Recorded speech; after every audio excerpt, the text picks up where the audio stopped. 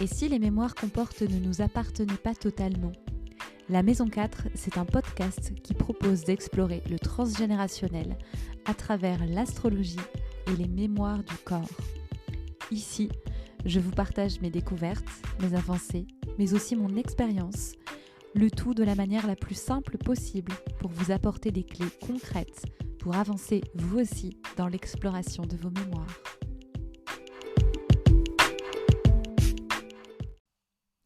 Bienvenue dans ce nouvel épisode du podcast La Maison 4. Aujourd'hui, j'ai choisi de vous parler d'un sujet un peu particulier. Je préfère poser un petit peu en introduction ce que ça peut venir toucher. C'est pas forcément un sujet confortable. En même temps, avec le transgénérationnel, on touche quand même pas souvent à des choses confortables, en tout cas dans la phase de libération, puisque derrière, c'est ce que je dis toujours, il y a des cadeaux, il y a du beau. Mais voilà, parfois, c'est des choses quand même inconfortables. Et aujourd'hui, j'ai envie d'aborder le sujet des deuils, et notamment des deuils non faits, et de leur influence dans le transgénérationnel, sur les descendants, sur le système familial, sur les lignées au complet. Donc c'est un sujet complexe, évidemment que je vais traiter encore une fois ici de manière la plus simple possible et dans un temps limité. Donc il y aurait sans doute beaucoup plus de choses à dire, et surtout ce que j'ai envie de rappeler aussi en introduction, c'est que chaque cas est particulier, et c'est pas parce qu'il y a certains deuils dans votre famille que forcément ils n'ont pas été faits et que forcément ils ont de l'impact sur vous aujourd'hui. Toutes les familles sont traversées par le deuil d'une manière ou d'une autre. Voilà, donc vraiment aussi à prendre avec du recul, avec discernement. C'est un sujet particulier dans lequel je vais aussi aborder tous les deuils qui sont liés notamment à la maternité, à la période de conception. Donc si vous sentez que c'est un sujet qui peut être un petit peu touchy pour le moment pour vous et que c'est pas le bon moment d'écouter ce podcast, c'est que c'est juste, donc écoutez-vous. Donc voilà, je préfère le prévenir en introduction pour que vous puissiez écouter cet épisode ou non, en pleine conscience de ce que je vais y partager.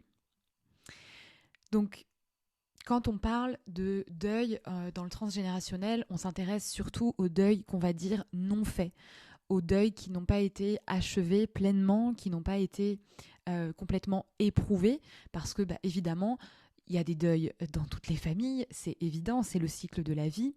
Donc tous les deuils ne vont pas impacter la famille et les descendants de la même manière.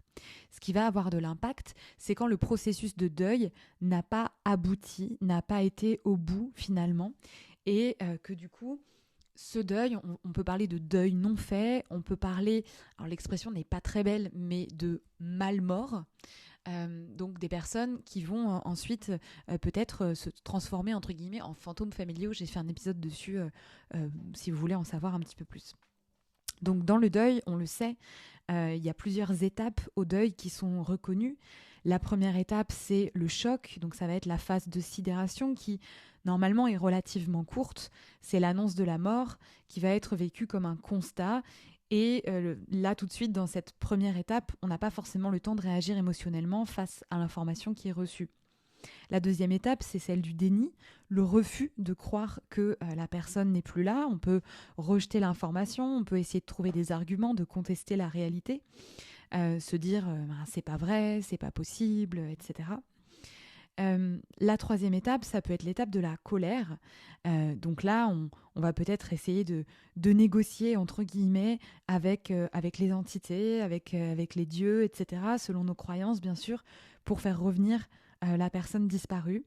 Donc il peut y avoir des attitudes de révolte qui sont à la fois tournées sur soi, peut-être avec de la culpabilité, ou sur d'autres personnes, avec parfois une envie de se venger ou au contraire de s'enfermer dans le mutisme. C'est une étape qui peut amener d'autres émotions comme des ressentiments, du dégoût, de l'incompréhension, des accusations ou de la culpabilité. La quatrième étape, on dit que c'est l'étape de la tristesse. Donc là, on peut se sentir abandonné par l'être qui est décédé, on peut ressentir du désespoir. La cinquième étape, c'est la résignation.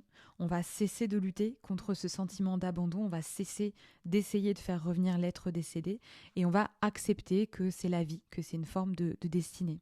Ce qui nous amène à la sixième étape qui est celle de l'acceptation. On accepte que cette personne n'est plus là, on va conserver les bons et les moins bons souvenirs. Et la 7e étape, c'est l'étape de la reconstruction. Donc là, quand on a pris conscience du deuil, qu'on est passé par les 6 premières étapes et qu'on va commencer à construire sa vie sans l'autre. Donc, lorsque on est passé par ces étapes-là, que ce soit de façon rapide ou sur un plus long terme, on va dire que le deuil est fait, que le deuil a été résolu. Ça ne veut pas dire que ça touche plus aucune émotion en nous ou qu'on a oublié la personne, mais en tout cas, il y a quelque chose qui va être pacifié à l'intérieur de nous. Lorsque ces étapes n'ont pas été toutes remplies, on va dire que le deuil a été non fait, ou en tout cas qu'il n'a pas été résolu pleinement. Et ça peut être le cas notamment pour tous les deuils qui vont concerner des décès qui peuvent être tragiques, qui peuvent être traumatiques, qui peuvent être incompréhensibles aussi dans la façon dont ça s'est passé. C'est souvent le cas, donc quand il y a des morts qui sont vraiment, je le disais, traumatisantes, par exemple un suicide, donc quelque chose de violent, des morts soudaines, un accident, par exemple un accident de la route, quelqu'un qui fait une rupture d'anévrisme ou une crise cardiaque alors qu'il est jeune, en bonne santé, qu'on ne s'attendait pas du tout à ça. Ça ne veut pas dire que c'est plus facile quand la mort de la personne suit, entre guillemets, l'ordre des choses. Par exemple, des personnes âgées, des personnes malades, etc. Ça ne veut pas dire que c'est moins douloureux, mais simplement c'est plus dans l'ordre des choses. Donc ça peut être plus facile quelque part, même si évidemment chaque situation est différente, de suivre ces différentes étapes de deuil. Donc toutes les morts qui vont être tragiques, qui vont être incompréhensibles, elles vont être beaucoup plus difficiles et c'est celles qui peuvent le plus amener à des processus de deuil qui n'ont pas été jusqu'au bout, qui n'ont pas été faits. C'est évidemment aussi le cas pour tout ce qui va concerner la perte d'enfants. Il y a vraiment quelque chose de complètement incompréhensible au fait de perdre son enfant lorsqu'on est parent, parce que c'est pas du tout l'ordre des choses. On est censé partir avant eux. Et tout ce qui va concerner aussi la période de conception. Donc tout ce qui va être aussi de l'ordre des grossesses non évolutives, ce qu'on appelle donc les fausses couches, qui n'ont rien de faux évidemment, les interruptions médicales de grossesse, les interruptions volontaires de grossesse. Là, il y a vraiment aussi des charges qui peuvent être importantes. Et donc, comme je vous disais, tout ce qui est en lien aussi avec les pertes d'enfants, que ce soit un enfant mort à la naissance, que ce soit un enfant mort très jeune, d'une maladie ou autre, ça c'est vraiment le type de perte qui va laisser le plus de traces parce que il y a vraiment... c'est pas une échelle et de dire qu'est-ce qui fait le plus mal ou pas, mais il y a tellement d'incompréhension au fait de perdre un enfant et de perdre son propre enfant que c'est vraiment les décès qui vont avoir le plus d'impact. Tous ces deuils-là, comme je vous le disais, pourquoi parfois ils ne peuvent pas aller au bout? Alors, soit parce que c'est trop difficile et que du coup on n'arrive pas à aller dans ces dernières étapes de résignation, de reconstruction, d'acceptation, parce qu'il peut y avoir, on peut s'arrêter du coup notamment à l'étape de la colère ou à l'étape de la tristesse, parce que c'est pas envisageable, c'est pas possible. Ou parce qu'on reste dans la phase de sidération ou dans le déni. On peut avoir du mal aussi à faire certains deuils parce qu'on n'a pas forcément été accompagné sur ce moment-là ou qu'on a reçu des phrases comme c'est pas grave, il y en aura d'autres, c'est encore tôt. Alors là, je pense notamment à tout ce qui concerne la période de conception puisque c'est encore malheureusement très maladroit et sans doute pas pour faire du mal, mais vraiment, encore une fois, c'est maladroit. Moi, j'ai des femmes que j'ai accompagnées qui ont eu donc une grossesse qui s'est arrêtée, etc. Et où on leur a dit, c'est pas grave, c'était très tôt, c'était simplement à quelques semaines, donc t'as pas encore eu le temps de t'attacher à lui, et puis t'en auras d'autres, et puis t'es jeune, etc. Et en fait, non, ça c'est peut-être, encore une fois, pour bien faire ou pour rassurer la personne, mais c'est comme si, du coup, la personne n'avait pas le droit de ressentir de la colère ou de la tristesse face à ça. Et donc, ça peut venir la couper dans son processus de deuil pour qu'elle s'arrête, donc soit au choc, soit au déni, et passer à autre chose. Il y a beaucoup de femmes aussi que j'accompagne qui, en remontant un petit peu dans leur histoire familiale, on se rend compte que il y a pu y avoir la perte d'un enfant, par exemple à la naissance ou très très jeune juste après parce que l'enfant était malade. Donc là, je pense notamment aux générations souvent des grands-mères, de nos grands-mères. Donc on perd un enfant très jeune et puis on se rend compte que finalement l'enfant suivant dans la fratrie, il y a à peu près 9 mois d'écart. Donc ça veut dire que finalement après la perte de cet enfant, très rapidement derrière il y a un autre enfant qui a été conçu et il y a un autre enfant qui naît, comme si il venait remplacer l'enfant qu'on a perdu. Donc là encore, où est la place là-dedans du deuil, où est la place d'accueillir, de prendre le temps de ressentir cette perte avant de pouvoir entre guillemets, passer à autre chose et voilà, envisager d'accueillir peut-être un autre enfant. Donc ça, moi je retrouve vraiment beaucoup ce processus-là à la génération, surtout de nos grands-parents, parfois aussi de nos parents, mais voilà, où on leur a dit aussi peut-être, voilà, passe à autre chose, c'est pas grave, avance, et puis t'as d'autres enfants.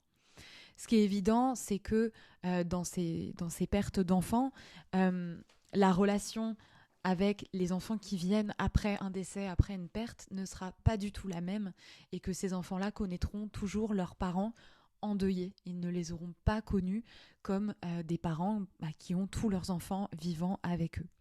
Donc il y a vraiment un impact qui est important. Les conséquences de ces deuils qui ne sont pas faits, déjà la première conséquence, c'est que ça peut être des deuils donc, qu'on ne reconnaît pas, dont on ne parle pas, et du coup des personnes qui n'ont pas leur place dans le système familial, dans notre arbre familial. Si vous avez écouté les épisodes précédents, du coup vous savez que chacun doit avoir sa place dans le système familial, peu importe le temps qu'il a vécu, peu importe d'ailleurs, donc je parle notamment des grossesses non évolutives, peu importe que la grossesse ait été à terme ou pas, ça reste une grossesse. Donc ça reste une personne, un être qui a sa place dans notre système familial, même si la plupart du temps, effectivement, on ne va pas en parler. Pourquoi ? Parce que déjà, on est très mal accompagné, même si ça tend quand même à aller mieux aujourd'hui. Mais voilà, on n'avait pas forcément non plus il y a quelques années cette conscience-là, que chacun doit avoir cette place-là. Donc il y a comme un trou dans le système familial qui va fausser un petit peu les choses. Ça, c'est déjà la première chose. Je pense notamment aux fratries, donc encore une fois, quand il y a des grossesses non évolutives, quand il y a des enfants qui sont partis très jeunes, si on ne parle pas de ces enfants et qu'on ne considère pas qu'ils ont une place dans la fratrie, alors la place des enfants vivants dans la fratrie n'est généralement pas la bonne. Il y a une erreur de place. Par exemple, si je suis venue au monde dans ma famille après un avortement et une grossesse non évolutive, une fausse couche, je suis peut-être l'aîné des enfants vivants, mais en réalité, je suis le 3e enfant de mes parents. J'ai été la 3e grossesse de ma mère. Et le corps de ma mère se souvient des grossesses précédentes, peu importe jusqu'où elles ont été. Le corps s'en souvient, l'utérus qui m'a accueilli s'en souvient. Et donc moi, je m'en souviens aussi, même si je ne m'en souviens pas consciemment, que je ne peux pas le verbaliser. Donc je suis à la place de l'aîné dans la fratrie. En tout cas, c'est cette place-là qu'on me donne, puisque je suis techniquement le premier enfant vivant de mes parents. Sauf qu'en réalité, je suis la 3e. Et être le 3e enfant et le premier enfant, en termes de rôle, de mission, entre guillemets, c'est pas du tout la même chose. Je ferai un épisode sur la fratrie sans doute un petit peu plus tard. Mais voilà, retenez juste qu'il y a vraiment une place spécifique pour chaque enfant, chaque personne dans la fratrie. Donc, qu'est-ce que ça peut faire comme conséquence ? Ça peut faire que je ne trouve pas ma place. Je ne me sens pas à ma place. Peut-être que je me sens seule parce que techniquement, j'aurais dû naître dans une fratrie qui existe déjà, avec déjà 2 enfants plus grands que moi. Peut-être que je recherche souvent à être avec des personnes plus vieilles que moi. Peut-être que je recherche la protection d'autres personnes, etc. En tout cas, je ne me sens pas à ma place. Et surtout, je vais avoir un rôle d'aîné qui n'est pas juste parce que ce n'est pas le mien. Techniquement. Et même si consciemment je ne peux pas dire pourquoi je ne me sens pas à ma place, mon corps, mon inconscient, lui, se souviennent de pourquoi c'est difficile de prendre cette place. Donc ça, c'est vraiment la première chose. Je reste dans cette idée de fratrie. On dit aussi que l'enfant qui vient après un décès d'enfant, après, encore une fois, une fausse couche ou un avortement, on peut le considérer inconsciemment, encore une fois, comme l'enfant de remplacement, l'enfant qui vient après. Je vous prenais cet exemple et c'est une réalité, hein, c'est une personne que j'accompagne en ce moment. Voilà, un enfant qui décède et à peine 9 mois plus tard, il y a un nouvel enfant qui naît. Typiquement, ce nouvel enfant, il peut être considéré comme l'enfant de remplacement, même si c'est pas comme ça que ça a été nommé et verbalisé par les parents, et que les parents ne veulent pas mal faire, bien évidemment. L'idée, c'est pas de jeter la pierre à qui que ce soit. Mais cet enfant, il peut sentir non seulement qu'il n'a pas pleinement sa place, mais peut-être même qu'il va être relié indirectement à l'enfant disparu. Parfois, c'est aussi des enfants à qui on donne le même prénom que l'enfant qui était là avant ou qu'on aurait voulu donner à cet enfant-là. Donc parfois, c'est des personnes qui ont l'impression de ne pas vivre leur propre vie, qui ont l'impression d'être dépositaires de l'histoire de quelqu'un d'autre. Et si on regarde les choses, du coup, c'est pas totalement faux. Donc c'est important, quand on a pris conscience de ça, quand on met en lumière qu'il peut y avoir donc des décès avant nous dans la fratrie, de repositionner chacun, de redonner de la place à chacun et de reprendre la place qui est la nôtre. Et donc si notre place c'est d'être le troisième enfant, même si on est le premier enfant des vivants, on est le troisième enfant de nos parents, la troisième grossesse de notre mère. Une des autres conséquences qu'il peut y avoir, donc là je parle de manière plus générale, quand il y a un deuil qui n'a pas été fait, qui n'a pas été vécu pleinement, c'est que les personnes qui restent, les proches de cette personne-là disparue, peuvent se sentir d'une certaine manière rattachées à cette personne disparue. Et c'est comme si finalement, ces personnes-là, elles allaient avoir un pied dans la vie, dans le vivant, dans leur famille, dans leur place, et un pied dans la mort, un pied connecté encore avec la personne qui est partie. Là aussi, j'aurais un exemple à vous partager d'une personne dont un de ses ancêtres avait perdu sa première femme de manière assez tragique. Donc, il a perdu sa femme et il s'est remarié ensuite avec une autre femme. Il a construit une famille, il a eu des enfants, des petits-enfants, etc.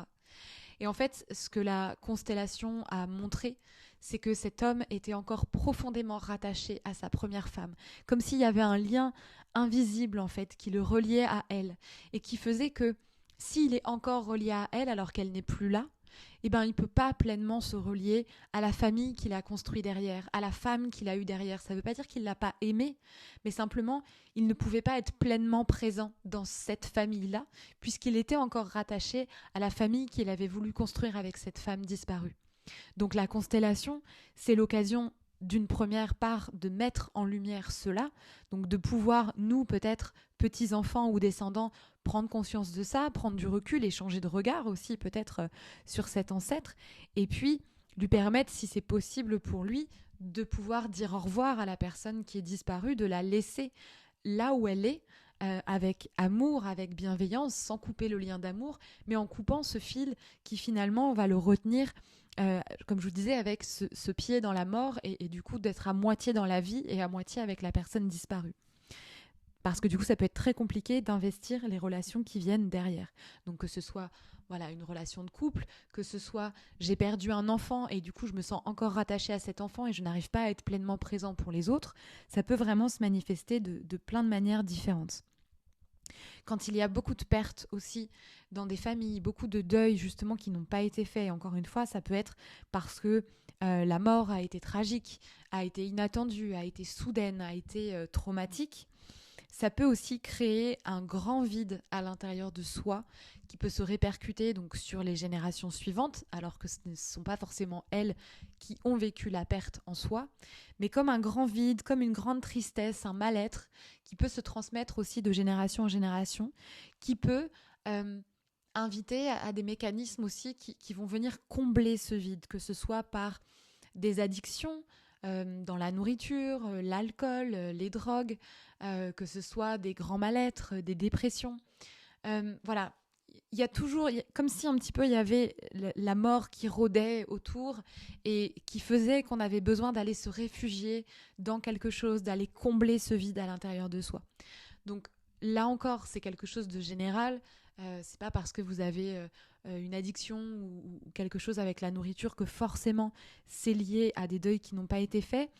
Mais voilà, en tout cas, cette idée de combler un vide par quelque moyen que ce soit, ça peut être parce qu'il y a eu à un moment donné une grande souffrance, une difficulté, ou ce vide qui a été laissé et qui a besoin d'être rempli en fait, qui a besoin d'être compensé d'une manière ou d'une autre. Voilà un peu ce que j'avais envie de vous partager sur les deuils, sur leur influence. Donc encore une fois, on parle ici de deuils qui n'ont pas été faits. C'est pas parce qu'il y a eu beaucoup de deuils que forcément ils n'ont pas été faits. Donc c'est vraiment aussi intéressant peut-être de questionner, de savoir si les personnes autour de nous, elles en parlent librement, entre guillemets, s'il y a encore beaucoup de charges émotionnelles derrière, si c'est des personnes qui parlent de manière très nostalgique d'un être qui a disparu. Voilà, tout ça, c'est ce qui va aussi nous permettre d'évaluer un petit peu si ce deuil, il a été jusqu'au bout du processus, s'il a été stoppé avant, et si, du coup, ça peut être un deuil qui a une influence sur les descendants. Je rappelle que tout ça, c'est des thématiques qui, évidemment, se travaillent en constellation.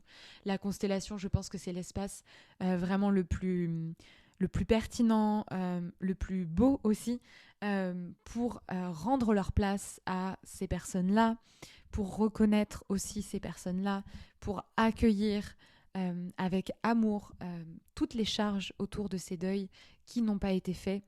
Donc permettre à nos ancêtres de se libérer et nous permettre de nous libérer de l'influence de ces deuils pour que à l'intérieur de nous les choses soient pacifiées, qu'on puisse se sentir à notre place et qu'on puisse nous-mêmes avancer sur notre propre chemin en paix avec le système familial. Merci pour votre écoute et je vous dis à la semaine prochaine.